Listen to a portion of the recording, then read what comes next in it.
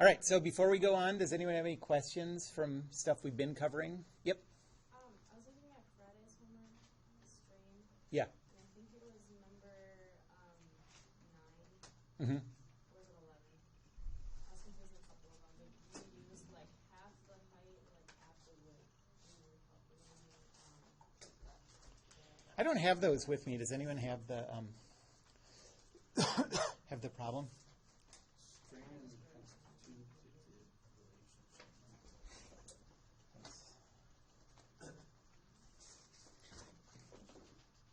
So it was where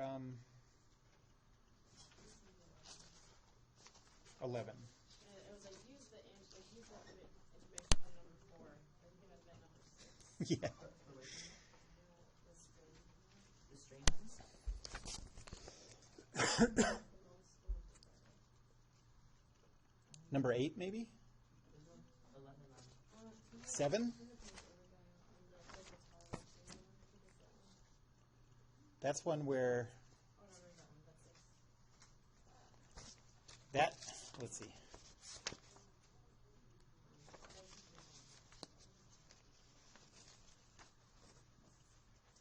So number, what do you think? You remember it referencing number 4 and it was the wrong, it meant to reference something else?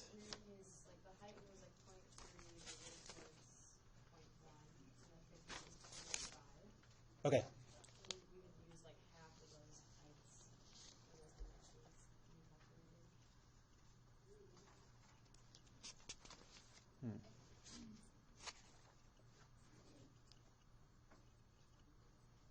0.25, 0.1, and 0.005.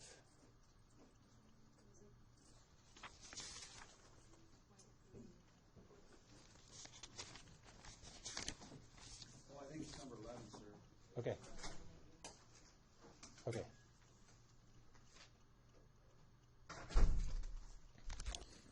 Okay. I'll do number 11 and then you can tell me it was the wrong one. Okay. So some point in the material has a Voigt strain that's 0, 0, negative 5 times 10 to the minus 5, 0, positive 2.5 times 10 to the minus 5, 0. And what are the units? No units. I couldn't wait any longer. So what's the stress tensor for this point? Oh, and you're supposed to use the constitutive relationship that you got from the problem before. So anybody happen to have that in front of them? What's the, oh, that probably has a solution here. 10. So E is equal to 150 times 10 to the 9th pascals, and Poisson's ratio is 0.3.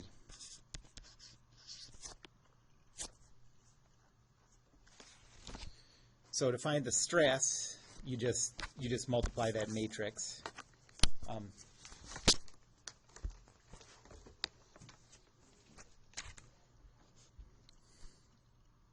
Well, this is the strain. So actually what we need to do in this case is, so we have the compliance matrix that's equal to this. 1 over E, negative nu over E, negative nu over E, 0, 0, 0. Negative nu over E, 1 over E, negative nu over E, 0, 0, 0. Negative nu over E, negative nu over E, 1 over E, 0, 0, 0. And then 0, 0, 0, 2 times the quantity 1 plus nu over E, 0, 0. And then just keep moving that 1 to the right.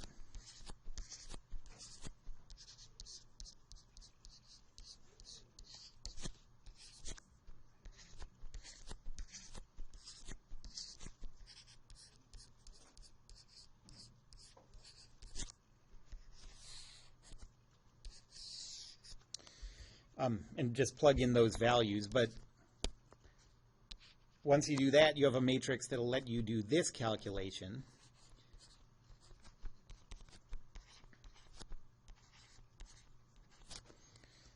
Where once you know the Voigt stress, you can multiply by this matrix and come up with the Voigt strain. But that's not what we want to do in this case.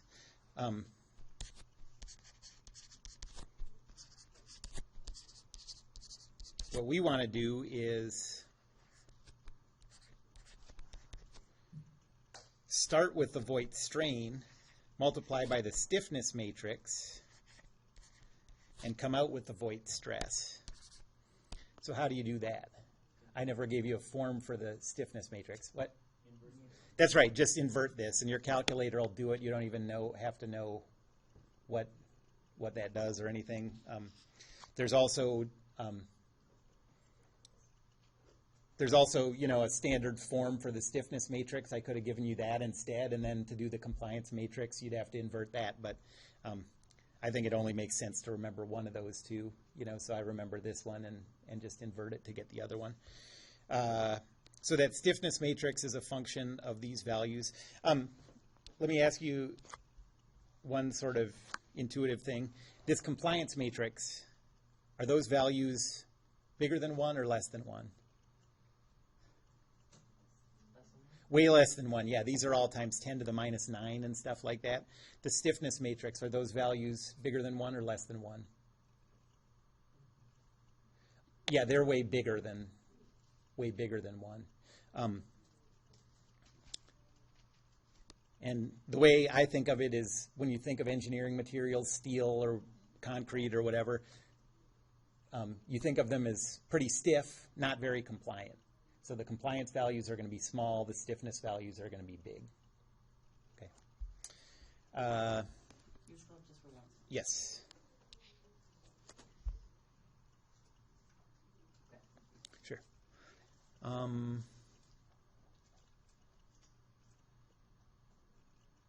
I don't think this is the one you were talking about. Yeah, Okay. there's something, I think it was but when you solved it, instead of subtracting from 0.3, which is the original height, you subtracted from 0.15. Hmm. So I don't know if these Okay. numbers or if Is it number 8 if it's referring to number 4 in it? yeah, I think it's number 4 in it. Where just give it a stress tensor. Uh-huh. That's it. Number 8.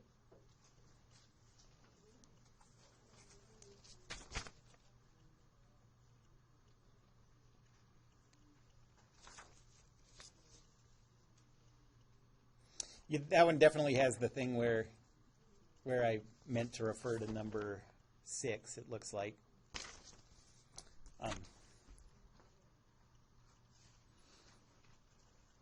But okay, this is going nowhere. Let's stop this. So just let me know when you find what question it is. Oh, number 6. Number 6. Okay, number 6.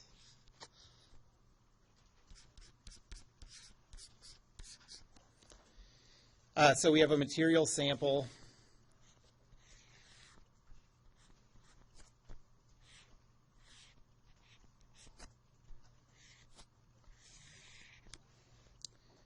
That has an undeformed height of 0.15.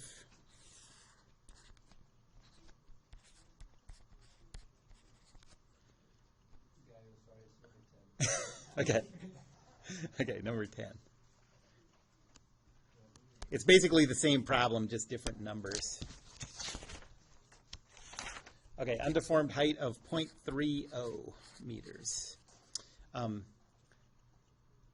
thickness of 0.008 meters.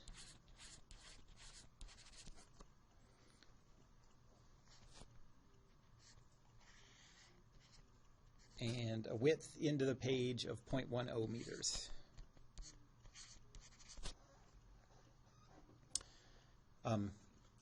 It's put into 4,000 newtons of tension, so apply 4,000 newtons there and there. And we're going to assume that we're applying those as uniform distributed load. And you get a new height of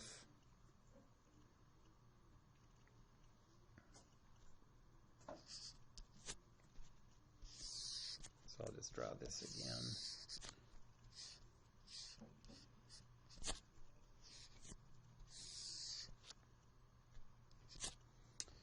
The new height is 0.30015.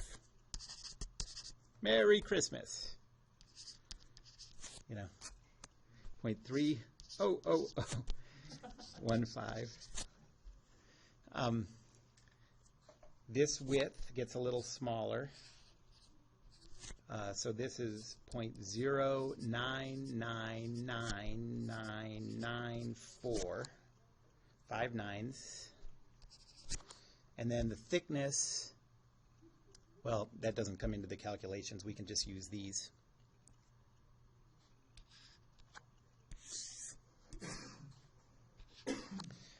And if we use this coordinate system with the x-axis that way,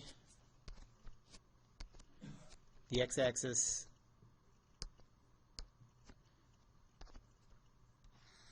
along the axis of loading, and the y-axis this way, and the z-axis this way.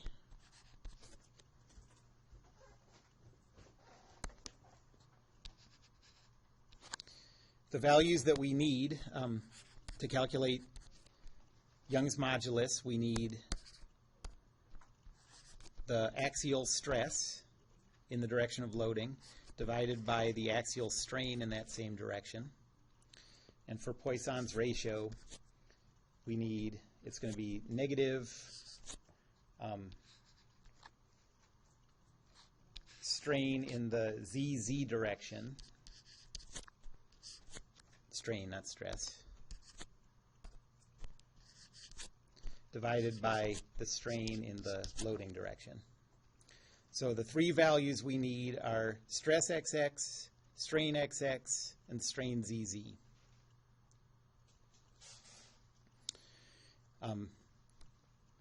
So strain XX is equal to,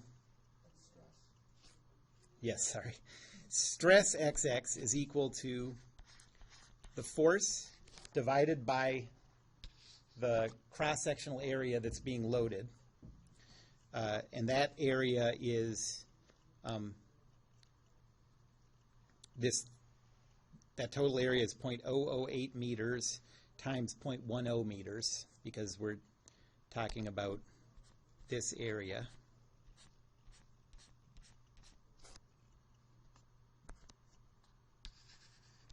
And it's 4,000. Is that a positive 4,000 or a negative 4,000? How do we know that? It's in tension, so it's positive, exactly. So 0.008 times 0.10, and you get a stress of, starts with a 5, 3, 6, 7. Is that 5 times 10 to the 7 pascals? Is that right?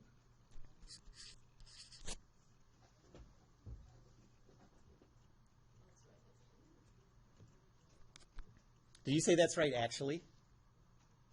Well, I think it's right. Okay. Because I like went to his But I mean, was that like implying that, like, I don't usually get these? No, like, Oh, it is to the 6th. Dang it. Well, come on.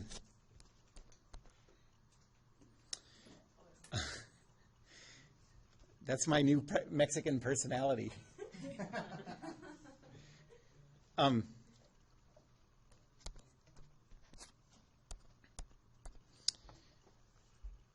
And then strain XX is the deformed length of 0.30015 minus the initial length of 0.30 divided by the initial length, 0.30. And what do you get for that?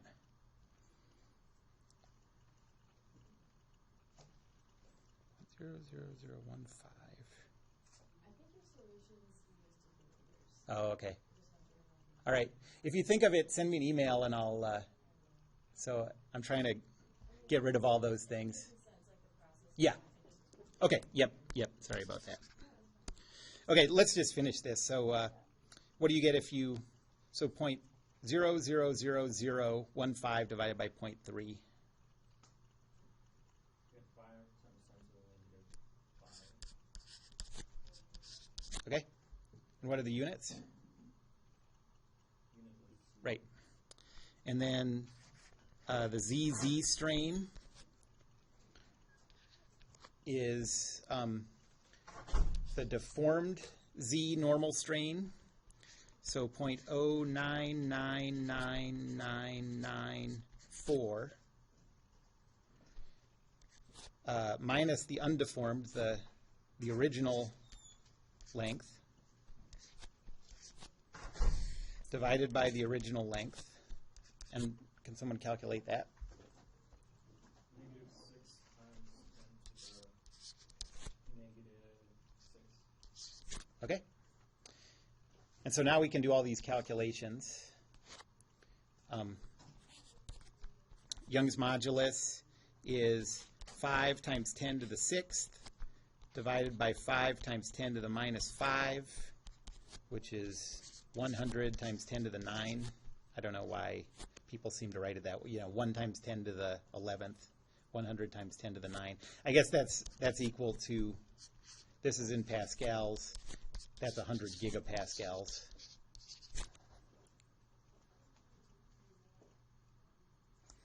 And Poisson's ratio is negative of the quantity -6 times 10 to the -6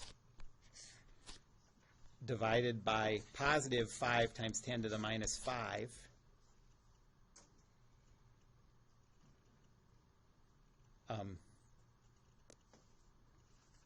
and so what's that, 1.2 0.12. Is Poisson's ratio, is it EYY, negative EYY divided by EXA, or is it EZZ? It doesn't matter. It's either off axis. So it's just, it's the ratio of the off axis strain to the on axis strain. So, because the contracting or the expanding will be the same in either axis, along either axis. Any questions about that one?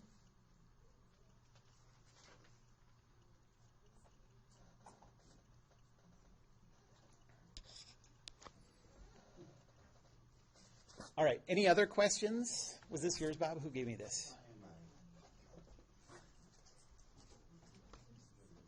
All right, so the last thing we talked about last time was stress transformations.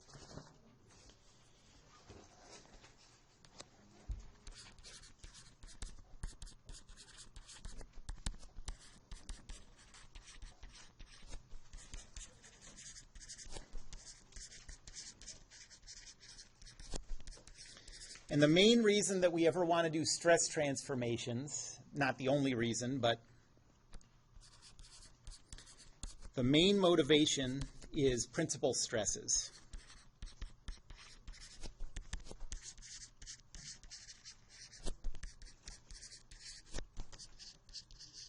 And you spell it P-A-L or P-L-E? P-A-L.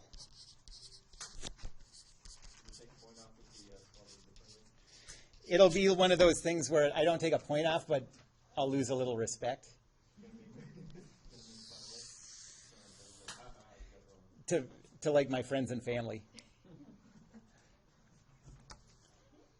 That's going to hurt us. Probably going to make a good joke. So the idea of principal stresses. I'm not?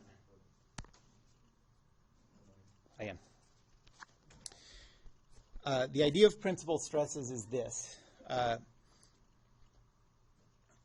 We saw last time that if you do some arbitrary rotation of the coordinate system and re-express a stress in this new coordinate system, you get kind of seemingly random changes in what are the normal stresses, what are the shear stresses. Those values just change around.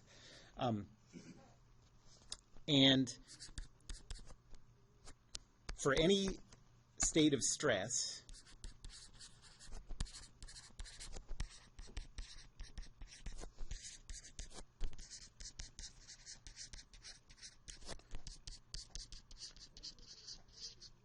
there's some coordinate system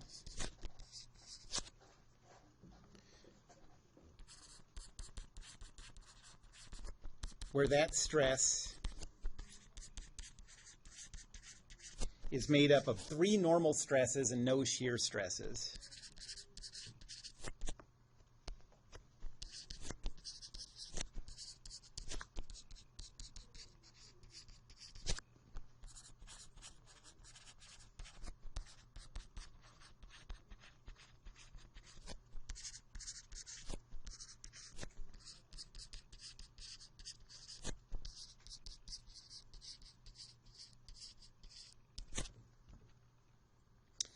And so that's kind of a surprising thing. Any random state of stress, even if you can have a state of stress where there are no normal stresses at all. All there are is shears. We've seen stress elements that look like that a couple times. But even in those cases, there's some coordinate system where that stress can be represented as nothing but normal stresses. That's surprising. And it turns out that when you find that coordinate system, the stresses that you get are super useful for determining when damage is going to occur with a material, because those 3 normal stresses are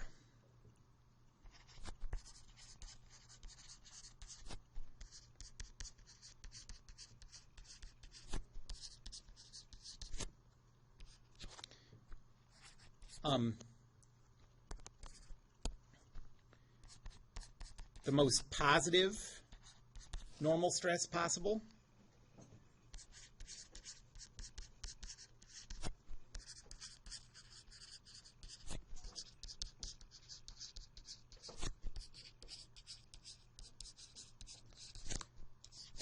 which tells you the normal stress, the maximum tensile normal stress, max tension.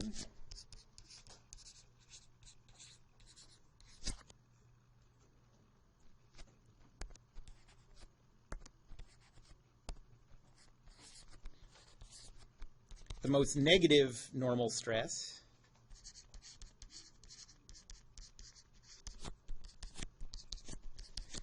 and that's maximum compression.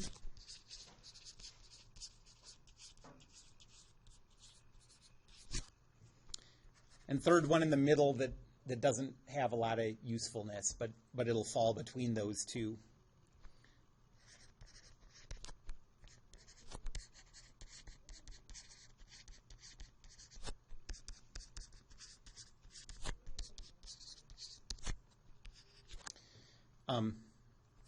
And maximum tension and maximum compression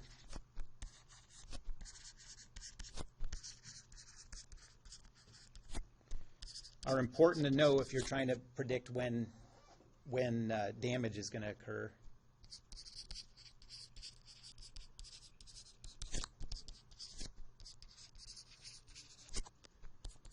In predicting damage.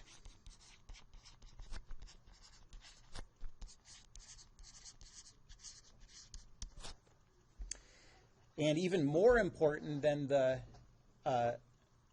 maximum tension and maximum compression is the maximum shear stress.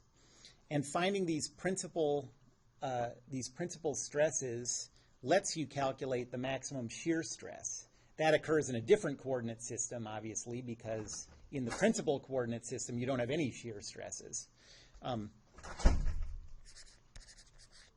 And finding the principal axes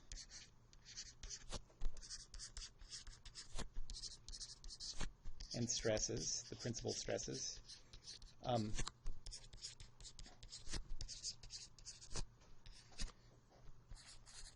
Lets you calculate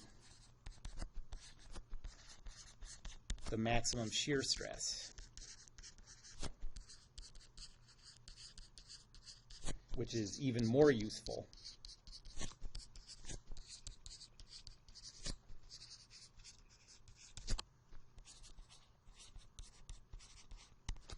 Okay, so those are the reasons that we want to be able to calculate these principal stresses. And in order to calculate them, we're going to set up an eigenvalue eigenvector problem. So I want to get this down because this might come up in a class later on. I've never talked to anybody I've talked to many people who have had this brought up in a class before, but I've never talked to anybody for whom this was like a problem. But we're doing this as an eigenvalue eigenvector problem.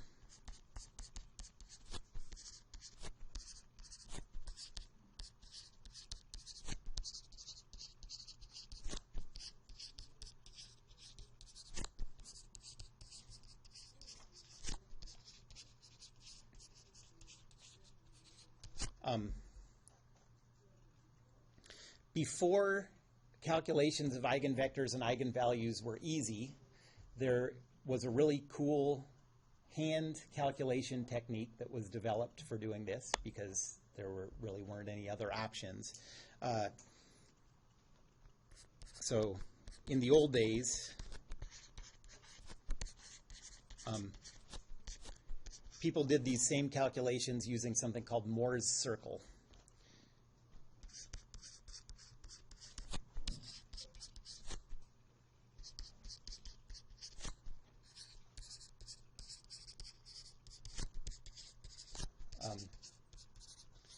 And it's actually like a graphical technique, like using a compass on a piece of paper to figure out, angles.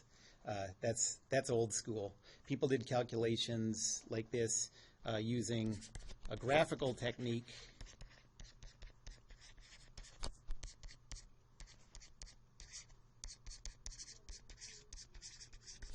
called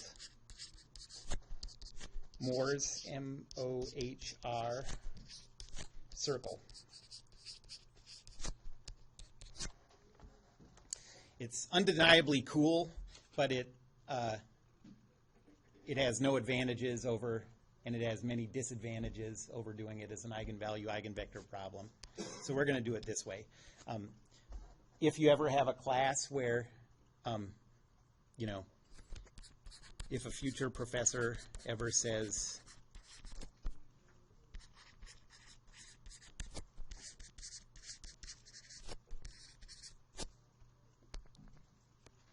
or let's say ever mentions Moore's circle,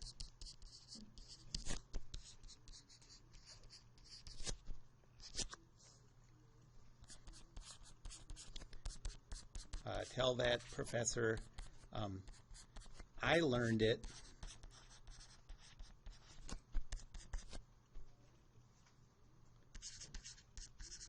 using eigenvalues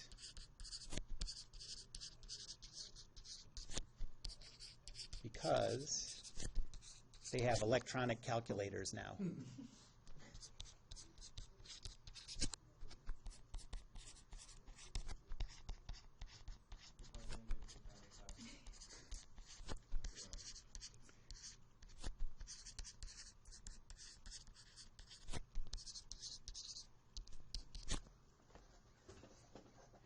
And yeah, tell them to call me if they have any issues. But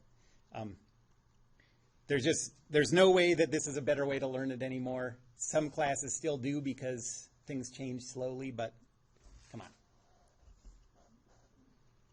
Okay, so here's how we set up this problem.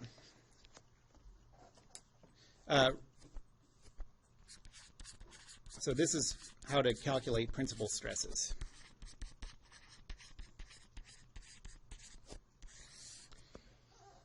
Remember that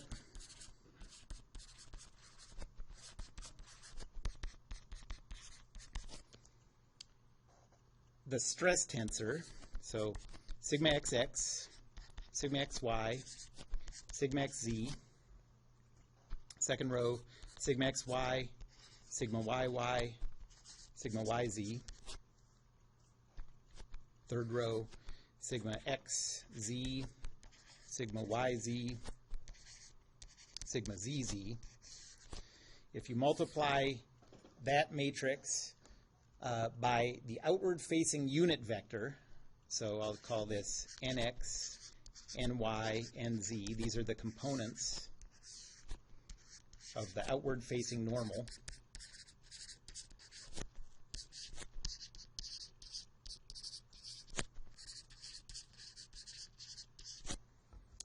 That gives you the components of a traction vector on whatever face is represented by that outward facing normal. So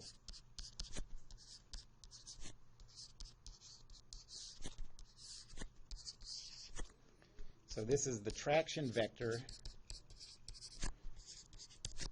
on the face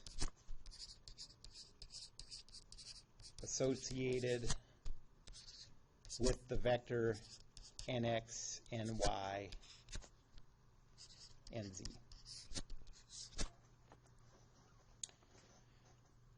Well, based on the definition of the principal stresses, what do we know about the traction on one of these principal faces? Think about that for a second.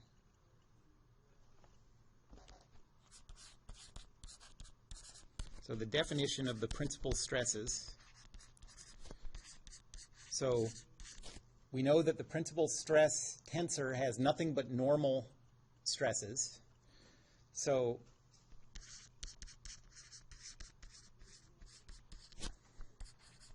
what do we know about those tractions? Anybody have any idea? It requires that the tractions on those principal faces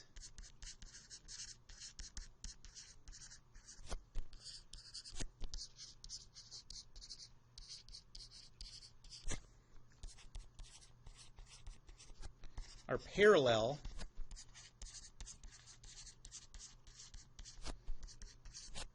to the outward facing normal vector for that face.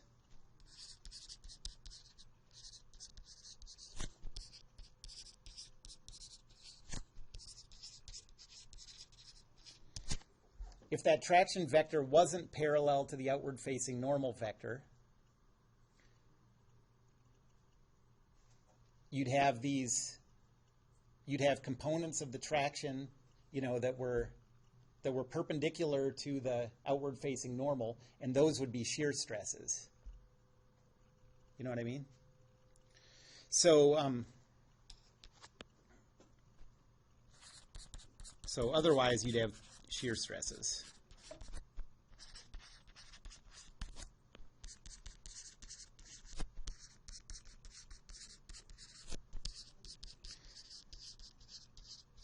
So what we want to find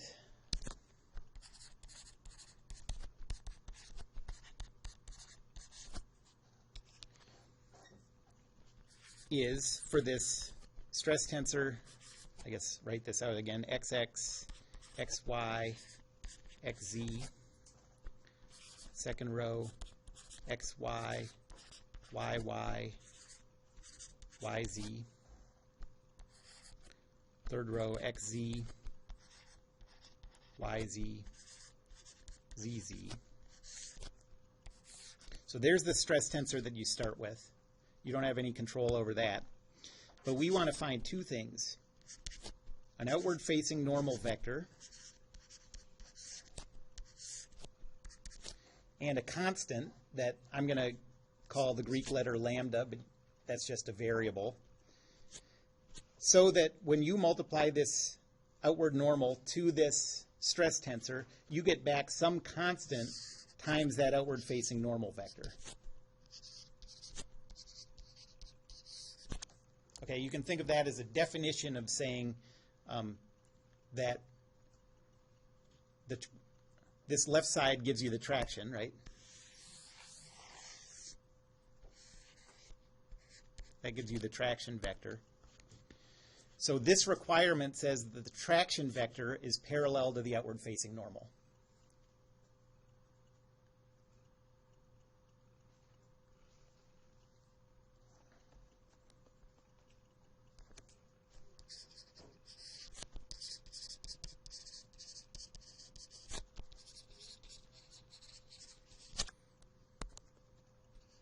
To solve this,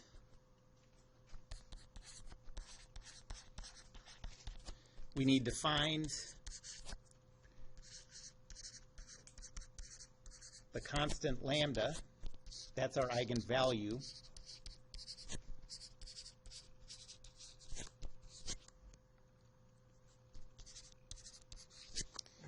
And the corresponding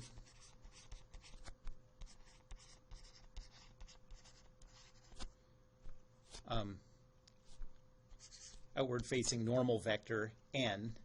That's the eigenvector.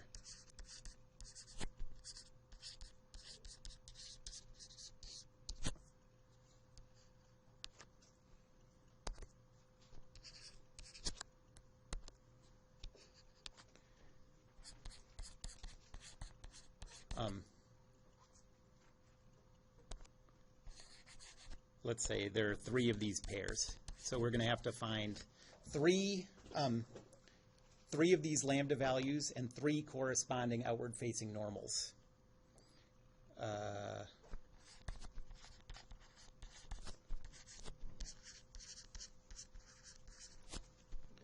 There are 3 pairs of lambda and n. And what do those correspond to? Well, the 3 values of lambda correspond to those 3 principal stress values. And the 3 corresponding n values, the outward-facing normals, represent the coordinate system axes in this principal stress tensor. So these are the principal stresses.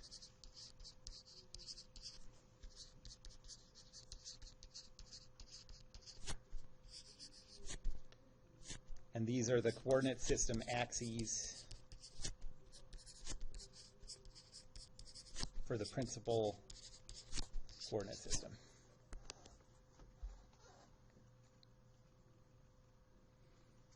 So now all we have to do is figure out how to solve that.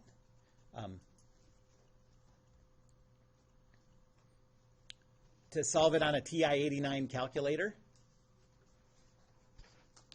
you enter this matrix, the stress tensor, none of this other stuff, and you run the function eigvl, I think, is for eigenvalues. Run the function eigvc for eigenvectors, and it spits it out for you without knowing any more about the calculation.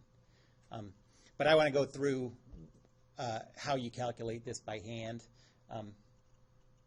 It's also similar in MATLAB, if anybody. So let me say before I forget, if I'm going to always make these in such a way on tests that you can do it by hand and it's not too horrible. But it's a lot easier if you have something that calculates these eigenvalues and eigenvectors for you. And so if your calculator doesn't do it and you feel like it, you can bring in a laptop and you know, there are a lot of like online tools for eigenvalues. MATLAB does it. So feel free to bring whatever you need to calculate eigenvalues. Okay, so we're trying to solve this problem. And this problem, by the way, comes up in a lot of areas of mechanics. It comes up in finding I think most of those, maybe all of those applications in mechanics are called principal something. But it's set up as a matrix times a unit vector equal to an eigenvalue times that unit vector. It comes up in finding instantaneous axes of rotation, finding principal orientations of mass moments of inertia, and bending moments of inertia. And this, those are just the ones that occur to me off the top of my head, but this is a really useful thing to understand. It'll come up in a lot of your future classes.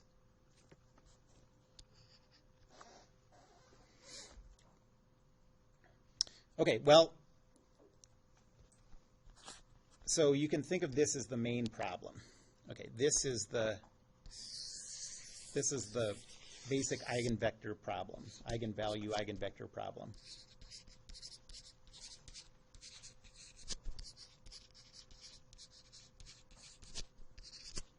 I'll call it star so I can refer to it.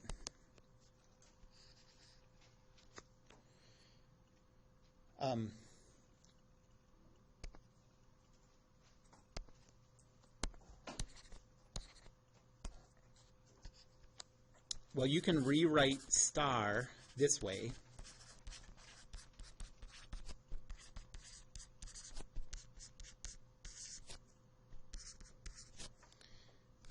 Where you have that matrix.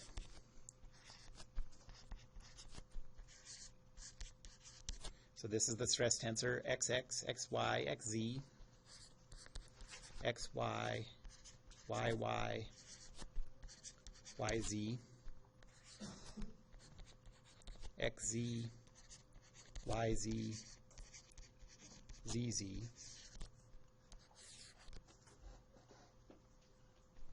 Times that outward facing unit vector. The way I wrote it above is that that's equal to some constant times that unit vector, but you can also write that as a matrix with all the diagonals equal to lambda. Nope.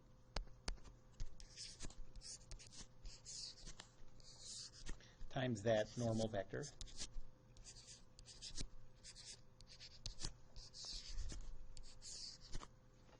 If you multiply that out, you can see that that's true.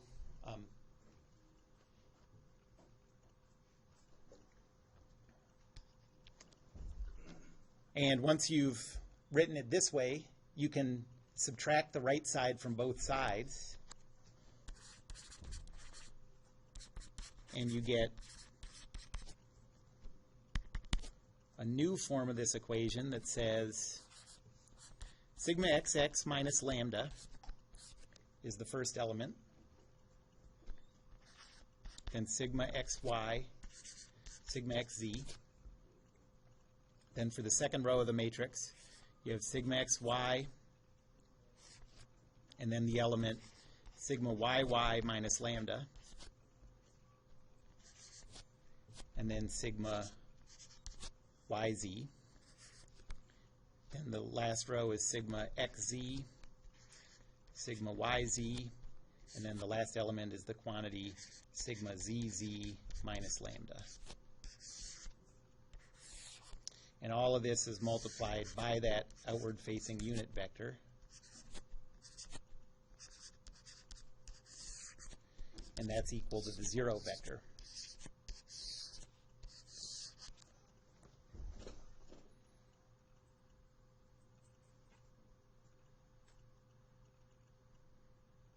So look at that, and you can probably convince yourself that's true. You know, subtract this matrix times the vector from both sides, and then use like the associative property of matrices to rewrite it like this.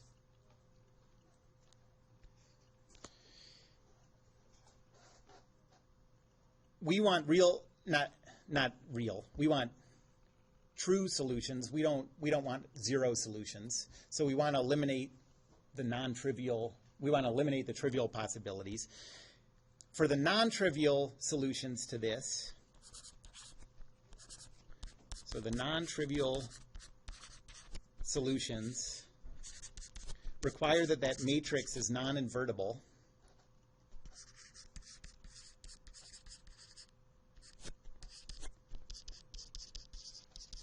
That left matrix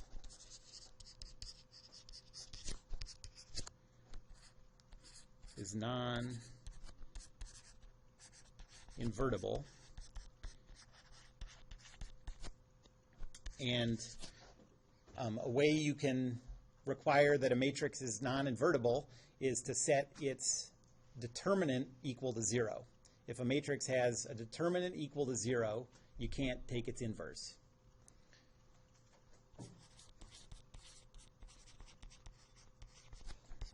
So we'll require that its determinant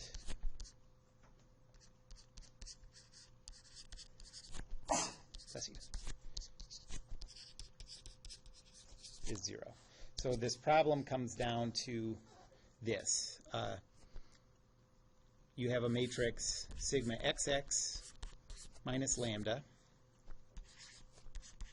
sigma xy, sigma xz. Next row is sigma xy, quantity sigma yy minus lambda, sigma yz. Last row is sigma xz, sigma yz, and then the quantity sigma zz minus lambda. And we are going to set this determinant equal to 0.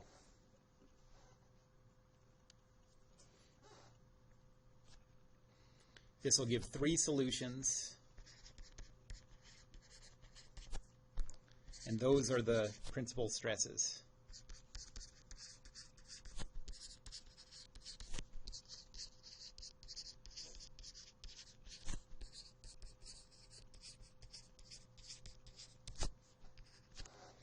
Okay, so I don't know how many people have done 3x3 determinants before. Has everyone done that at some point along the way? But let me just give a formula for that. So a matrix determinant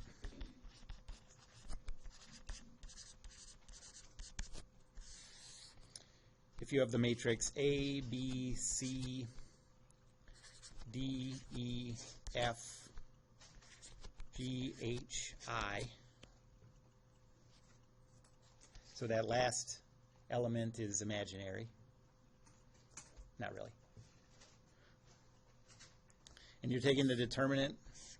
So I think the way most people remember it is one by one you will move across the top row and we'll cross out all the things in line with whatever element we're on, and then we'll multiply the A in this case times EI minus HF. And then we'll move over and so the formula for it is A times EI minus HF, then minus B times DI minus GF plus C times DH minus GE.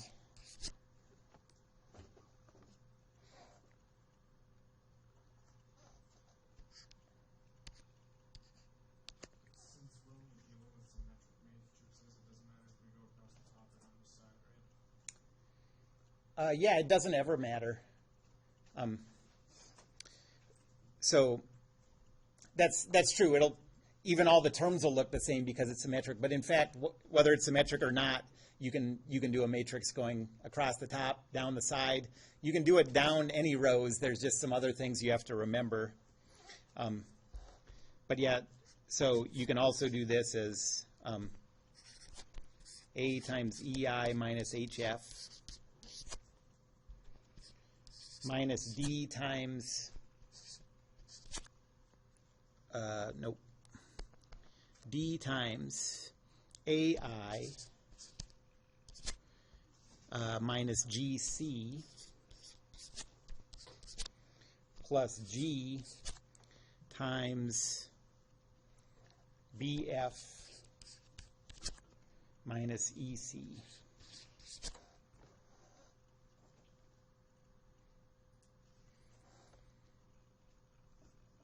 So if you do this for our matrix, you know, what our problems come down to, we're trying to calculate the determinant of this.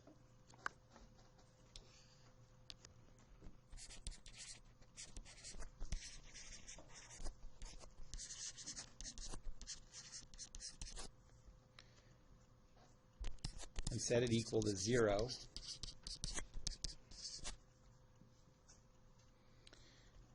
You get that the quantity sigma xx minus lambda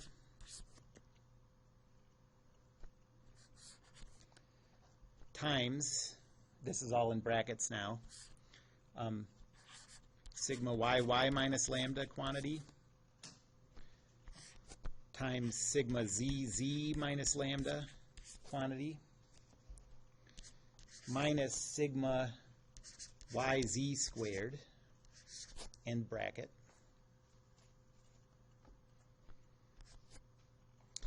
minus sigma xy times the quantity, all in brackets, sigma xy times the quantity sigma zz minus lambda minus sigma xz times sigma yz, end bracket,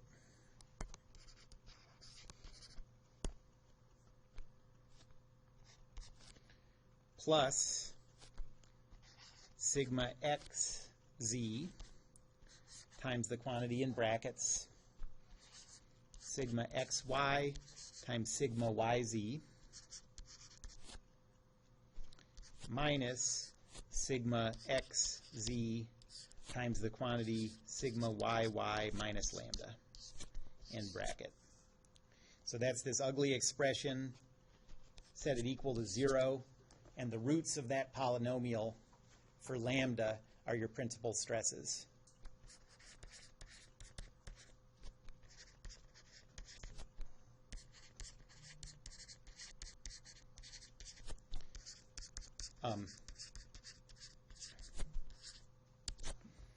This is a cubic polynomial, and so there are 3 roots.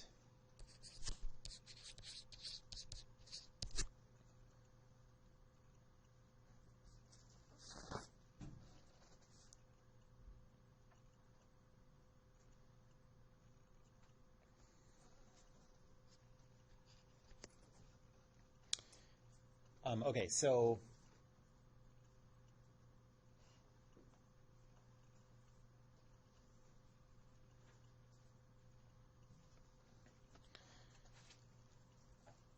let's do one that's, let's see.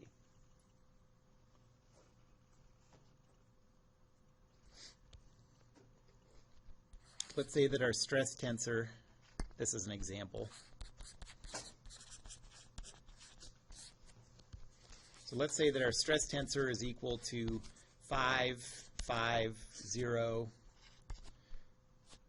5, 5, 0, 0, 0, 0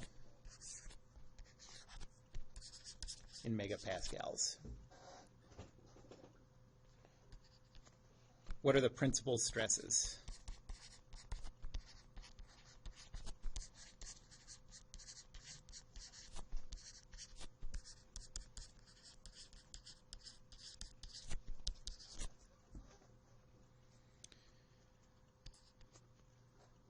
Well, we want to take the determinant of this matrix, 5 minus lambda, 5, 0. Next row, 5, 5 minus lambda, 0. Next row, 0, 0, 0. And we want to set that equal to 0.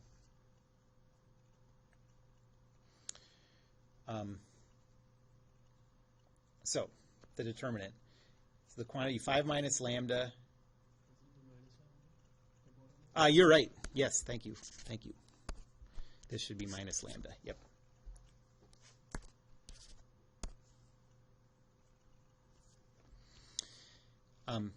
So we have the quantity 5 minus lambda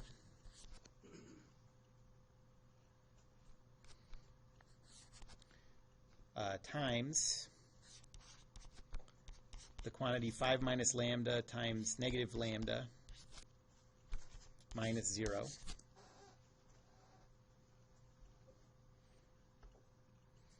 Then we have minus 5 times the quantity negative 5 lambda minus 0. And then we have plus 0. And we want to set this all equal to 0.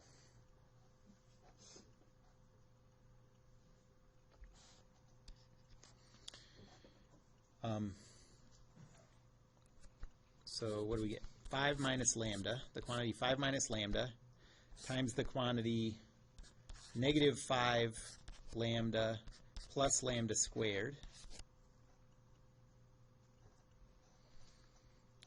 plus 25 lambda is equal to 0.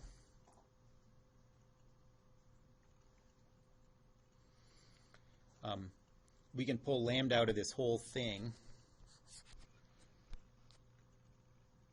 Let's not do it yet. Oh yeah, we can do it now. So quantity 5 minus lambda times the quantity negative 5 plus lambda plus 25 lambda. All of this is times lambda is equal to 0. So that's just where? Just 25. Oh, yeah, because I didn't pull that out. Thank you. Yes. Okay, so that's just simplifying it. Let's multiply this out.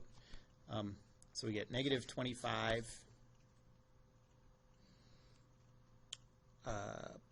plus 5 lambda plus 5 lambda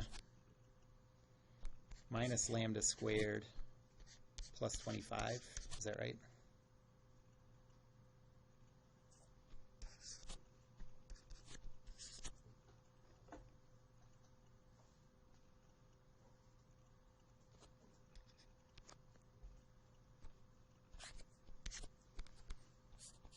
So lambda times the quantity. No, No? 25 lambda. 20. This was, So it's negative 25 yep, plus 5 lambda. yep.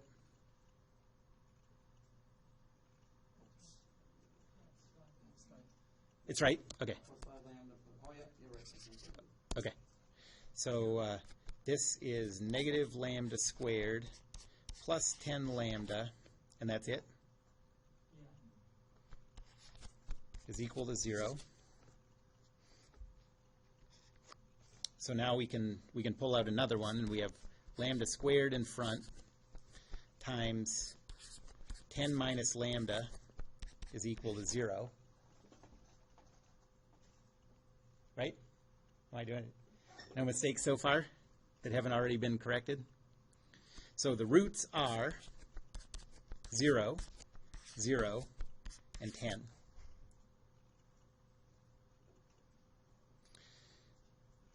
And so the principal stress tensor, you can put these in any order. The principal stress tensor is equal to 10, with all the rest equal to zeros.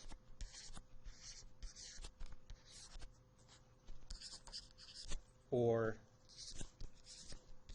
10 in the y position with all the rest equal to zeros.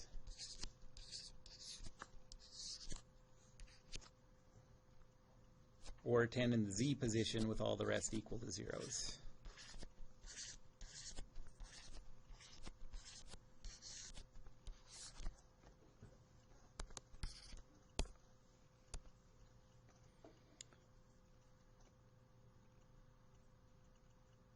Any questions about that calculation?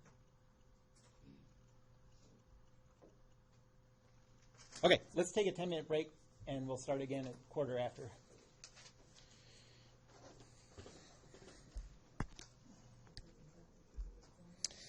Anybody have any questions about all that? So that was how to calculate the eigenvalues. So who wants to come up here and talk about how to calculate the eigenvectors? Vadim? That's, yes. Yes, exactly. So now what we're going to do is, so now that we have these three eigenvalues, we're going to go back to equation green star, or you can do it at, might be better to do it at equation orange double star.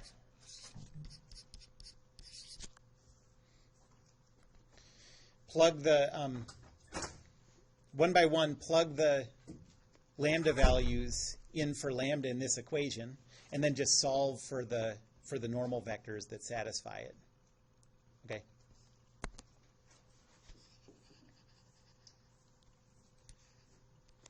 So once you have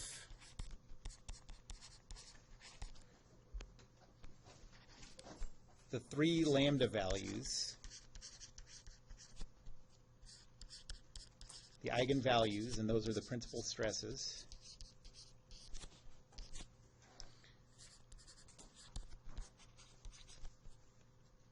one by one, plug each lambda value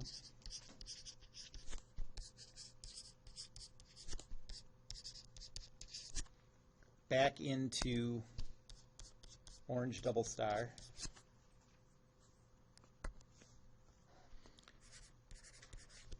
and find the corresponding eigenvector.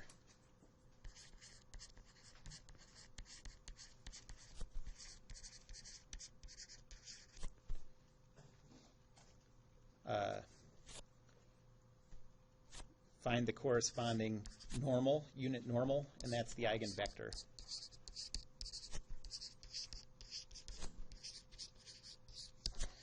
One thing to notice is that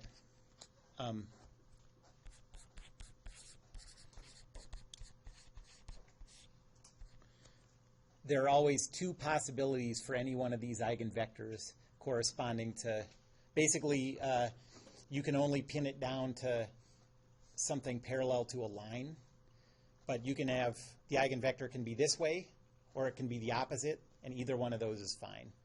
And we can take advantage of that if we want to make a coordinate system out of this, because we need those coordinate axes to obey the cross product requirements for coordinate axes. Okay, so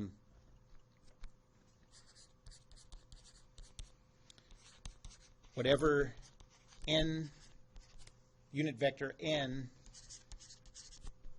you find, negative n would also work.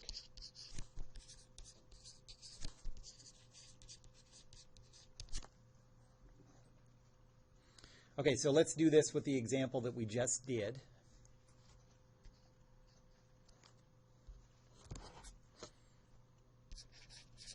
So back to this example.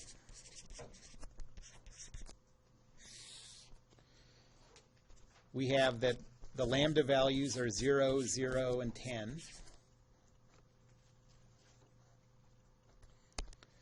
And orange double star says the quantity 5 minus lambda, 5, 0.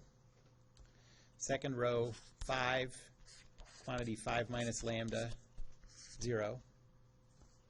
And then 0, 0 minus lambda times what we're looking for, nx, ny, and z is equal to 0. So first I'll do it for lambda equals 0.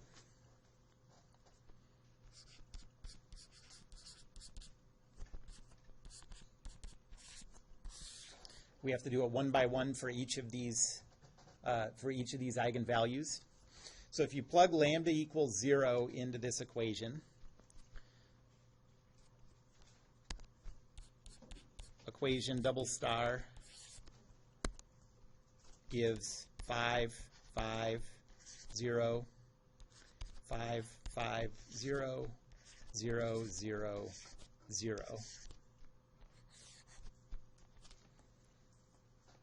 And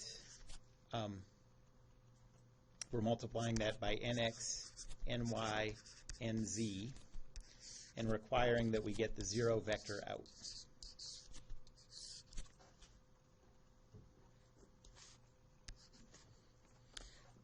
This gives us a system of equations. At first, it looks like we can solve this without any, it looks like we can solve it completely, but there's always redundancy in this system that you get, and so we're going to end up not having a complete solution, but let's see how that goes. So the first equation says 5nx plus 5ny equals 0. The second equation says 5nx plus 5ny equals 0.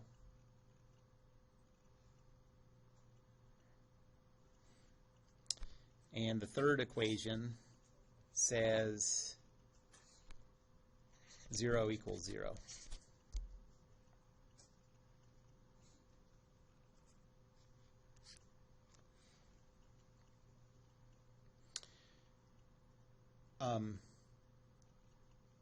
Okay, well, the third equation doesn't give us anything useful.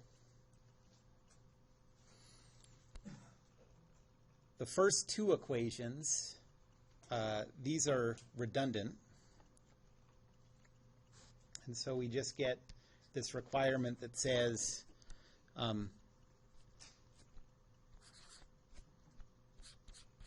nx is equal to negative ny.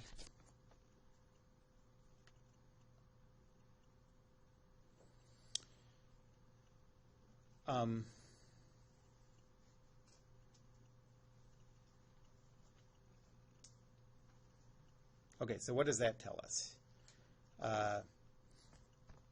It tells us that if these are going to be unit vectors, we could have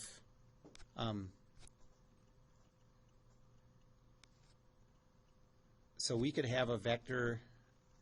Well, let's just first solve for any values, and then we'll make it into a unit vector. Okay, so our vector could be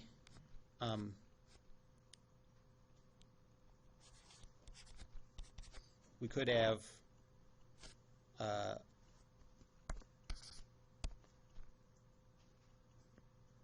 what does this say? Well, we could definitely have 0, 0, 1 or 0, 0, negative 1, because these could both be equal to 0.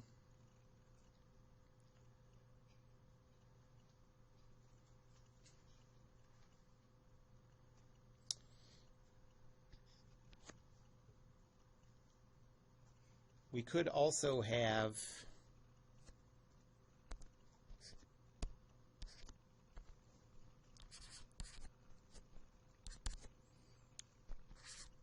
.7071, negative 0.7071, 0,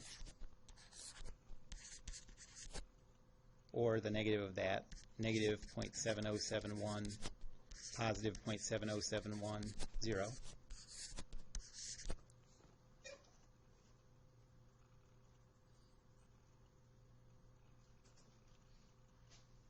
Okay, so these are the first two solutions that correspond to lambda equals 0. Okay, so now we have to find the solution that corresponds to lambda equals 10.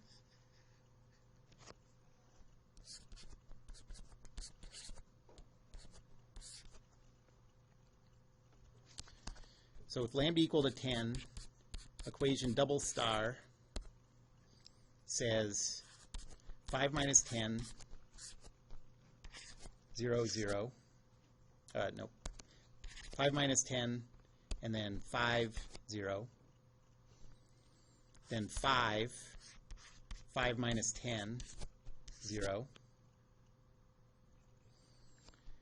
And then 0, 0, minus 10. Times nx, ny, and z is equal to zeros. And so you can rewrite this as negative 5, 5, 0, 5, negative 5, 0, 0, 0, negative 10, times nx, ny, and z is equal to zeros. And that gives you three equations. The first one says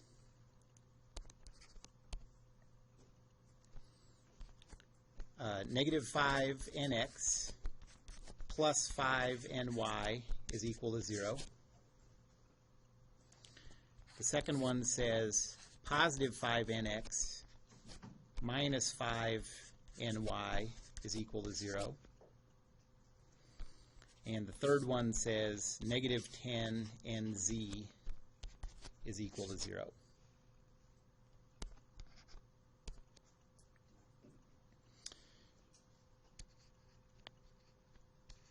So you get a new solution out of this one. This says that, so we know that nz is equal to 0, and we know that nx is equal to ny. So this gives us a new solution of 0.7071, 0.7071, 0, or the opposite of that, negative 0.7071, negative 0.7071, 0. Yep. Where are you getting the 0.707? That is, that's the cosine or sine of 45 degrees. So that's just, if you require that nx and ny be the same and z equals 0, these are the values you get when you normalize it. Okay, so when you make it a unit vector, you just get those values out. Okay, so the new coordinate system, if this is the old coordinate system,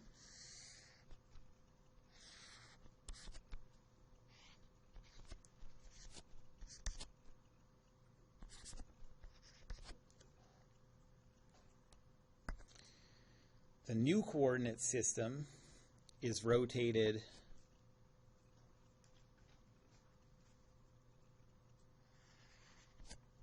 this way,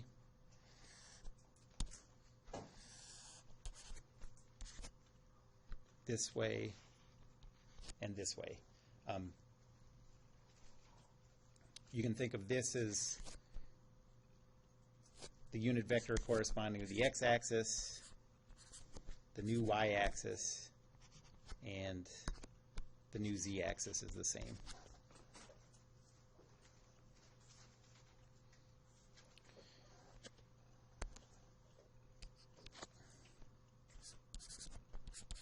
In this coordinate system, the stress tensor is a principal stress tensor, and the way that I, let's see, the way that I ordered this, that nx, what eigenvalue does that correspond to? 10, 0, or 10 or one of the zeros? Like, which one did we use to calculate that one? The 10, yep. That's this.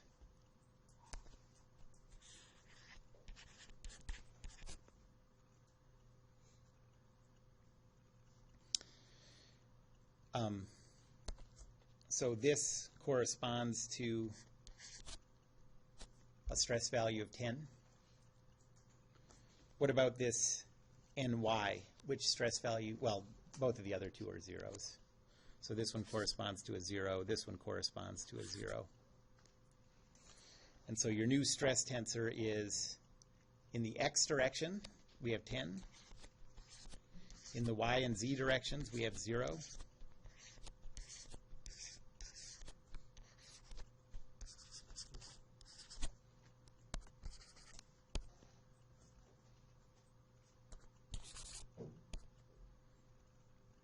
Yep.